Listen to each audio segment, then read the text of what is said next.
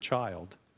So the autistic spectrum can be thought of as a continuous progression in which a normal child is exposed to a number of different factors and becomes progressively impaired.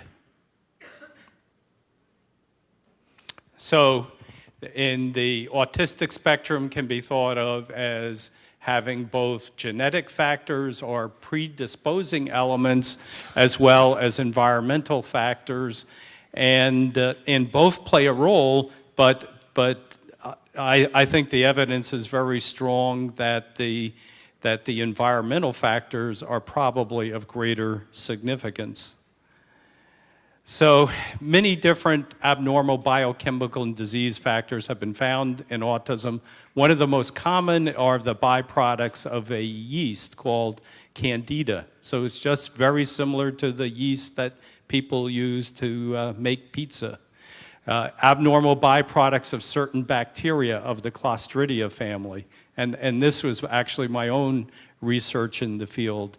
Elevated heavy metals in hair samples, blood, urine.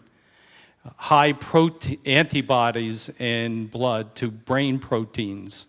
High incidence of deficiencies of the immune systems. Abnormal antibodies to the measles vaccine. This was Dr. Singh.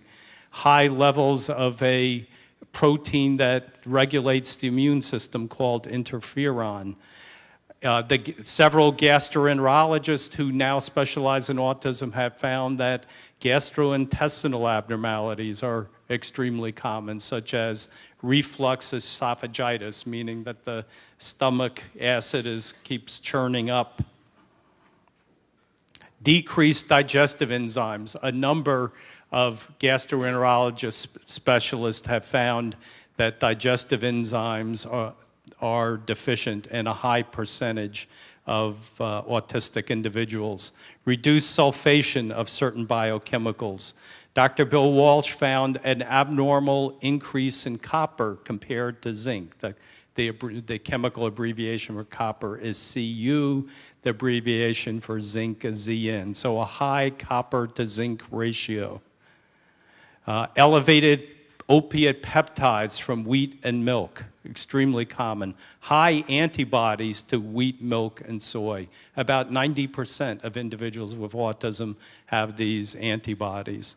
Elevated uric acid or low uric acid. High amounts of IgE antibodies to things in the environment, cats, mold, mildew. A very recent finding, high levels of oxalate in the urine. So this is extremely recent information, but extremely important and a very important clue to the biochemistry and treatment of autism. Abnormal metabolism of cholesterol. We're taught that cholesterol is very bad. Lots of kids with autism have cholesterol that's too low. Elevated succinylpurines, high PKU metabolites in a small number of individuals. So all of these factors can play a role. Many of those that I showed are present in the vast majority, and so many of those were 80 to 90% of the individuals with autism are affected. So they're extremely common, and the treatment of virtually every one of those factors leads to improvements. One of the things that I discussed was the fact that there were high levels of problems with Candida in the autism population. So this goes to how genetics interacts with that. So this study was done in the state of Utah, and they evaluated 85 families who had a child with autism, and they found that 42% had this abnormality of a protein in the blood that regulates the immune system called complement. And it's called complement because it means it complements or helps the immune system. And one of the functions of this complement is help to control Candida. So individuals with autism have 4 times the rate of having this genetic tendency than people who are neurotypical.